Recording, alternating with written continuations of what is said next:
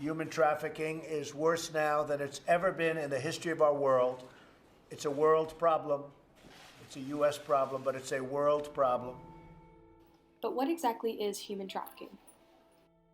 Human trafficking is defined by the United States Department of Justice as any crime that involves exploiting a person for labor, services, or commercial sex.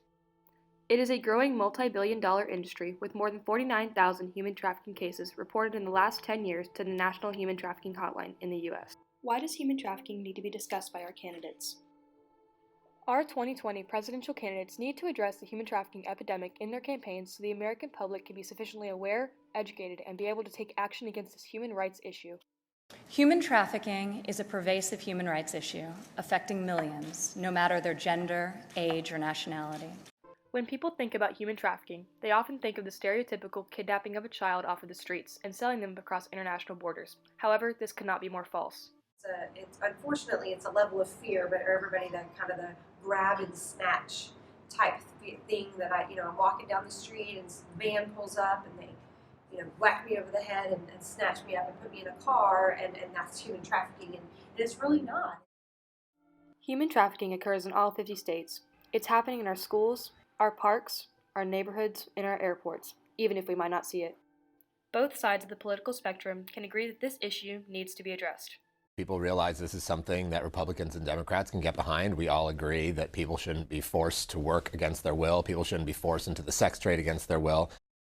So if candidates agree on this, why hasn't human trafficking been discussed more in their campaigns? People are scared to talk about it, and people don't want to admit it's happening necessarily where they're living. And when you talk to some people about it, they want to close the conversation down. And you say, no, we're going to continue to discuss this. Human trafficking is a secretive business. The Treasured Vessels organization estimates that about 400 girls are sold into human trafficking every night in Dallas alone.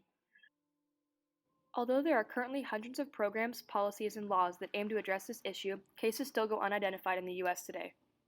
Globally, there are more than 40.3 million victims of human trafficking, but estimates suggest that only 0.04% of cases are identified, meaning that the vast majority of them go undetected. It is often a profoundly secret crime.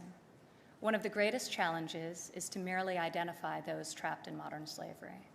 Something that isn't talked about because there's not awareness that it's happening in their communities.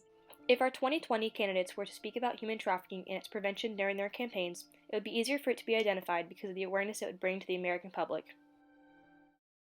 Is it the responsibility of our government to address human trafficking? The preamble to the U.S. Constitution states that our federal government is responsible for ensuring domestic tranquility, providing for the common defense, and promoting the general welfare of our country.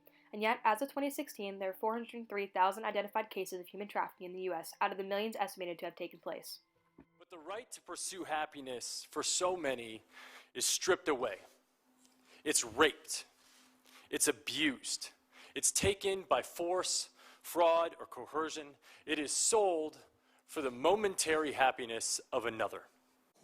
Data and research is very hard to find around human trafficking. It's very hard to identify victims. They don't even know that they're victims. Some may argue that the candidates do not need to discuss human trafficking in their campaigns and that private organizations should be responsible for addressing the issue, because they have the ability to mobilize the power, resources, and leadership of the business community to end human trafficking and all forms of forced labor and sex trafficking. However, the level of attention and respect that the candidates receive is crucial towards increasing public awareness and impacting policies made to prevent human trafficking. It would also lead to more discussion in state legislatures, which would prompt more laws to be created. The level of influence there that they have that we don't have.